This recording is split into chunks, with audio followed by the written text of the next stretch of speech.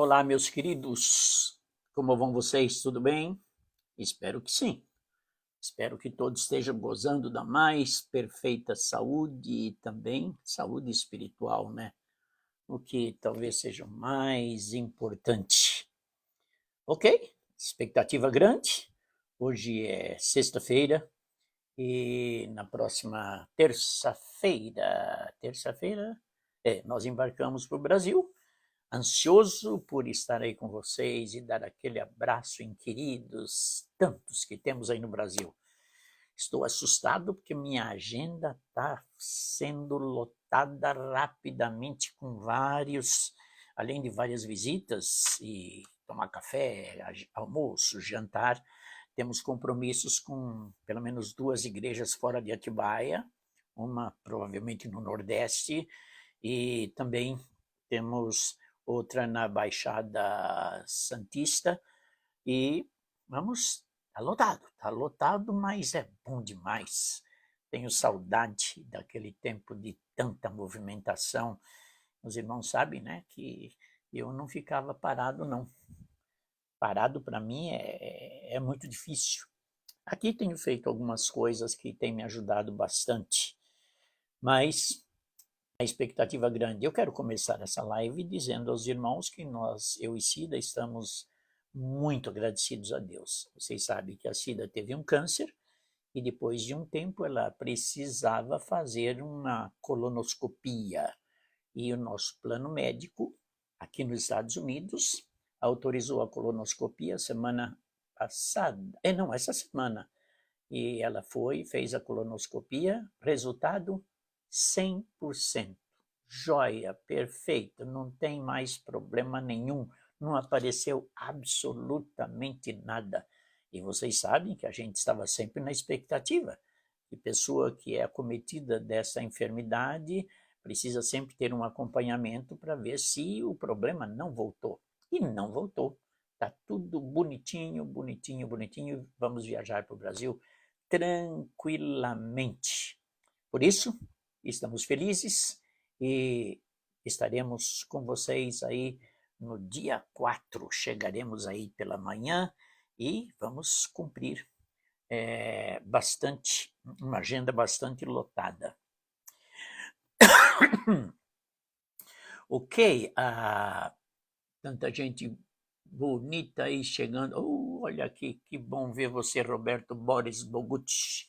Graças a Deus, caro pastor Mendes, ele está dizendo. Roberto, grande amigo do passado, trabalhamos juntos na Ford, pertencemos à mesma igreja lá em Vila Prudente, conheci seu papai, sua mamãe. Eita, tempo bom, tempo bom. Esse tempo bom não volta mais, né? Mas um dia estaremos na eternidade, ali vai haver aquela comunhão gostosa. Então, um grande abraço, Roberto Boris Bogucci, grande amigo. Nós estamos numa série de Conhecendo o Senhor Jesus. Lembra que já conhecemos como Salvador, como obediente ao Pai, como humilde, como líder, como o Deus de amor, e hoje, Jesus, coragem. Jesus, coragem. Jesus, o corajoso. O texto que nós estamos trabalhando é lá em Filipenses, capítulo 3, versículos 7 a 9. E, na verdade, Paulo dizendo, tenho também por perda todas as coisas. Ele perde para a excelência do conhecimento de Cristo, meu Senhor, pelo qual sofri a perda de todas essas coisas e as considero como escória para que possa ganhar a Cristo. E seja achado nele, não tendo a minha justiça que vem da lei, mas sim a que vem pela fé em Cristo, a saber, a justiça que vem de Deus pela fé. Estava trabalhando nesse texto, já estamos trabalhando há um bom tempo. Deixa só, antes que eu esqueça, hoje estamos vendo Jesus, coragem. Na próxima semana, Jesus sábio, sabedoria completa. Jesus cura, Jesus divino, Jesus vencedor e mais outras qualidades do Senhor Jesus que nós estaremos conhecendo. Uma coisa deixa eu repetir para vocês. Quando Jesus fala, aliás, o apóstolo Paulo, que considera perda todas as coisas pela excelência do conhecimento, ele não quer dizer que tudo aquilo que ele aprendeu, que ele foi educado, que ele vai jogar no lixo, não. O que ele está dizendo é que tudo aquilo ele considera como irrelevante pelo fato de investir mais tempo agora conhecendo a excelência do Senhor Jesus Cristo, conhecendo Jesus Cristo. E isso nos ensina que a nossa prioridade como crentes no Senhor Jesus Cristo é conhecer a Jesus. E para conhecer a Jesus, não existe outra coisa melhor que é através da palavra. No estudo da palavra, na leitura da palavra, nós conhecemos mais o Senhor Jesus. Mas talvez alguns diriam, mas eu já li muito a Bíblia. Olha, a Bíblia é inesgotável. Você pode ter lido a Bíblia durante os 60, 70, 50 anos, mas todas as vezes que você abre a Bíblia e vai ler a palavra de Deus, sempre surge coisa nova. Sempre você fica estupefato, palavra antiga, né? Estupefato pelo fato de você, uau, li várias vezes, mas agora parece que saltou uma verdade tão profunda que levou a nossa mente a um conhecimento mais profundo da pessoa de Jesus Cristo. Por isso que a Bíblia não é como um jornal, a Bíblia é o nosso manual e cada vez que nós lemos a palavra encontramos algo. Vamos ver Jesus com coragem. Agora, falar que Jesus era corajoso é dizer o óbvio, né? Nem precisa dizer. Mas é importante que a gente busque alguns textos para ver a coragem do Deus encarnado. Como ele não se curvava diante de ninguém. Embora extremamente humilde, como já vimos, embora um grande líder, como vimos, embora obediente, embora salvador, embora um Deus amoroso, mas isso não impedia dele ser firme quando precisava ser firme e com coragem. Vamos pegar um primeiro texto aqui. Tendo Jesus entrado no pátio do templo, expulsou todos os que ali estavam, comprando e vendendo. Também tombou as mesas dos cambistas e as cadeiras dos comerciantes de pombas. E repreendeu-os. Está escrito: a minha casa será chamada casa de oração. Vós, ao contrário, estáis fazendo dela um covil de salteadores. Mateus 21, 12 e 13. Dá para vocês imaginar, ali no pátio do templo, todos aqueles cambistas e, olha, cambista ali comprando e vendendo coisas, acho que dá para você fazer um quadro do caráter dessas pessoas. Quem eram essas pessoas? Não eram boa gente, não. Não eram boa gente. Imagina você na Praça da Sé lá com aquelas pessoas fazendo negociata e um homem entrasse ali, desse pontapé em todas as mesas e botava todo mundo para correr. Acho que ninguém teria essa coragem. Mas Jesus fez isso. E era interessante que não houve assim uma reação de contra ele ou alguém ir para um confronto pessoal. Não, ficaram desesperados. Tamanha era a coragem e tamanha era a ousadia e tamanho era o zelo. Agora, primeiro, ele era Deus. Segundo, corajoso, intrépido. Ele avançou e fez tudo isso, e olha, num ambiente que ele poderia ser até morto, mas não aconteceu nada com ele, pela coragem dele. Quando a gente se mostra corajoso em determinada situação, as pessoas que estão nos agredindo se tornam um tanto quanto covardes. Eles param. Opa, peraí, eu estou falando com alguém que parece-me que não é qualquer um. porque ele está revestido de uma coragem dentro do seu direito, no caso de Jesus como Deus. Então ninguém reagiu. Ninguém reagiu. Vamos ver outro texto aqui que eu acho também importante. Então Jesus disse à multidão e aos seus discípulos: olha, quando ele fala isso, a multidão e os seus discípulos, era muita gente. Vamos guardar isso. Os mestres da lei e os fariseus se assentavam na cadeira de Moisés. Estavam lá os fariseus e os mestres da lei, todos inimigos de Jesus. E o texto diz: obedeçam-lhes e façam tudo o que eles dizem. Parece que Jesus estava considerando que o ensino era bom. Obedeçam tudo o que eles dizem, mas sem o mas. Mas não façam o que eles fazem, pois não praticam o que pregam. Oh, meus irmãos, precisamos tomar muito cuidado com aqueles que pregam e ensinam, né? Acho que Jesus dá uma deixa aqui. Quando você vê alguém ensinando, procure conhecer, ver se aquilo que eles ensinam bate com aquilo que eles fazem. Aliás, essa era a característica do fariseu, como talvez o comportamento de muitos fariseus da nossa época, né? Faça o que eu digo, mas não faça o que eu faço, né? Eles atam fardos pesados e os colocam sobre os ombros dos homens, mas eles mesmos não estão dispostos a levantar um dedo para movê-los. Olha, Jesus estava falando isso diante da multidão.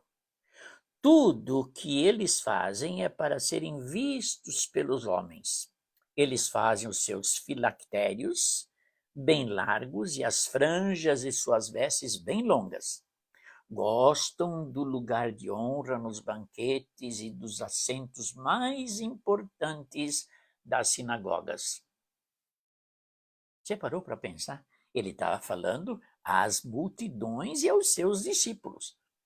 Eles estavam, na realidade, mostrando quem eram os fariseus e, ao mesmo tempo, ensinando a multidão que é importante ouvir os ensinamentos, mas não deixar de ver se aqueles que estão ensinando vivem esses ensinamentos.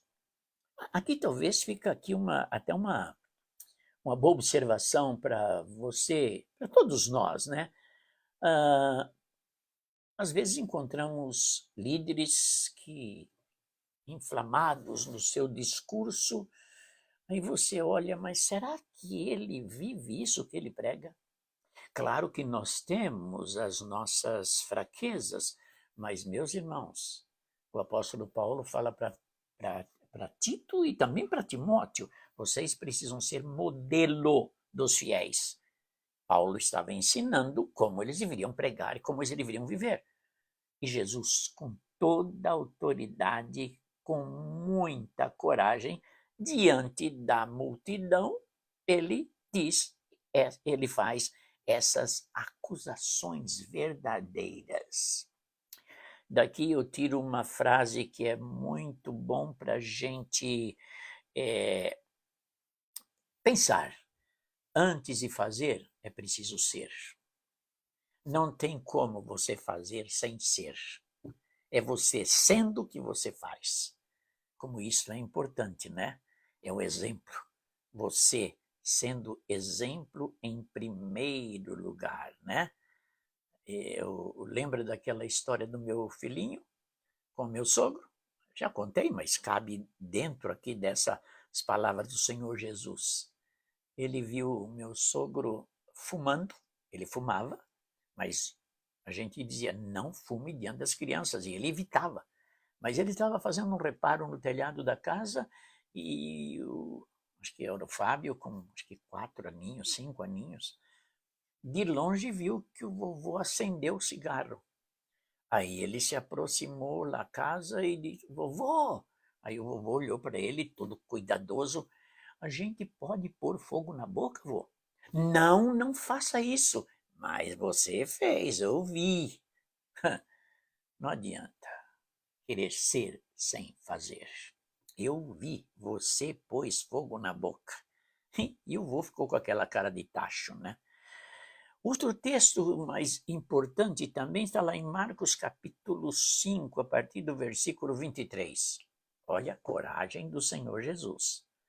Ai de vós, escribas e fariseus, hipócritas, pois que dais o dízimo da hortelã, do endro e do cominho, e desprezais o mais importante da lei, o juízo, a misericórdia e a fé.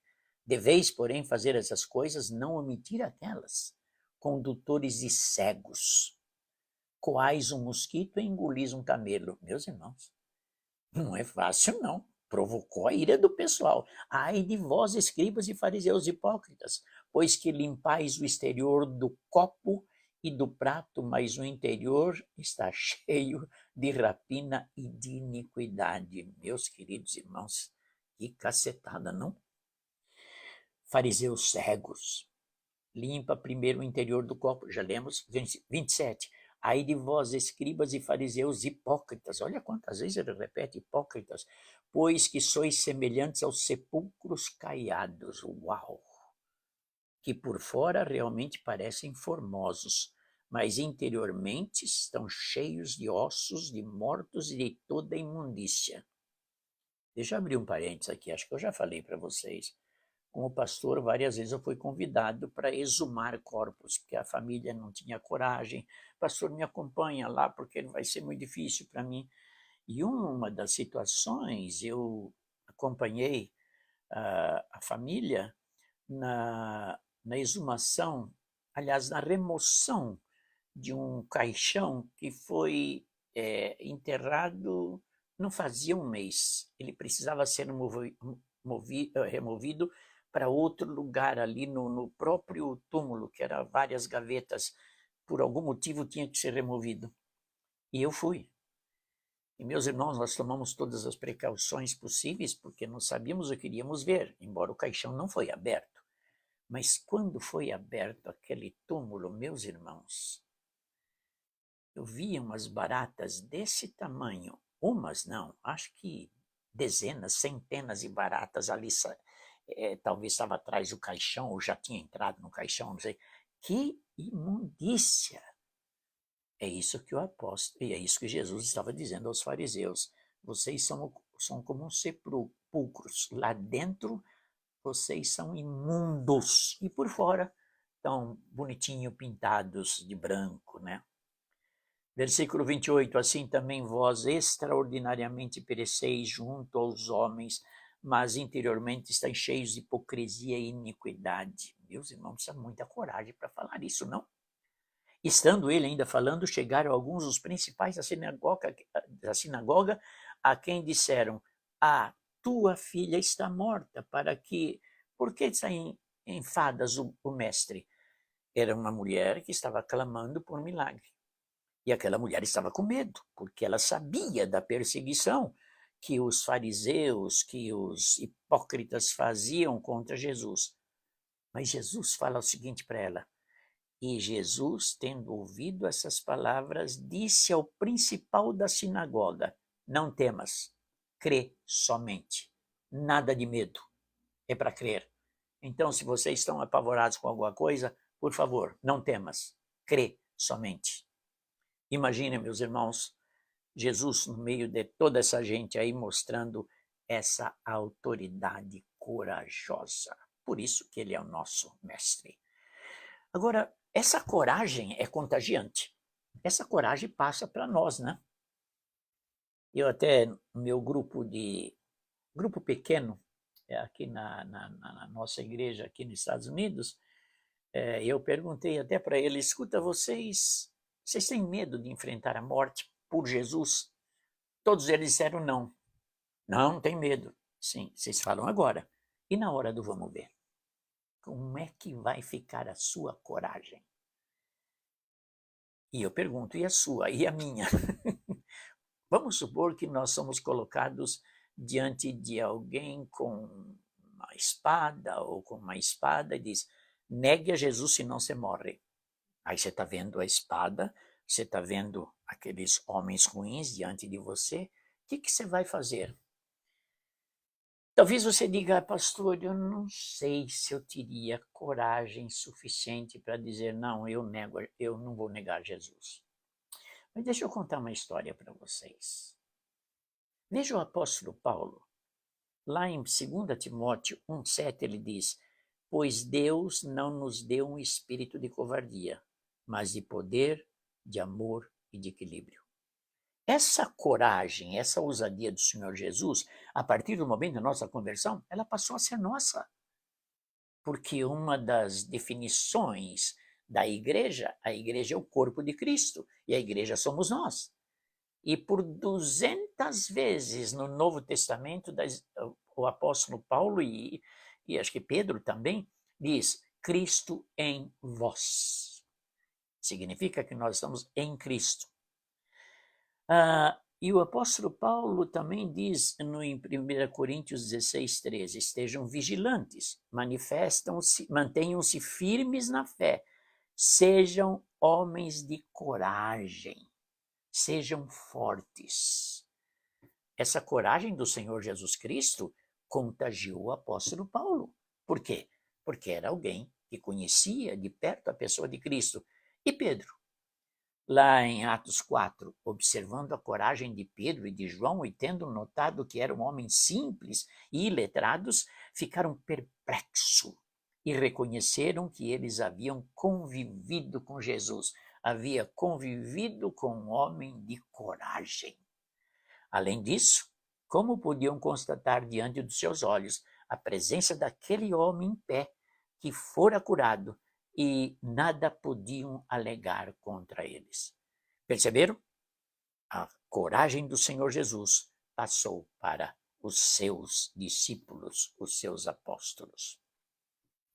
Mas deixa eu contar agora a história que eu queria contar para vocês, terminando.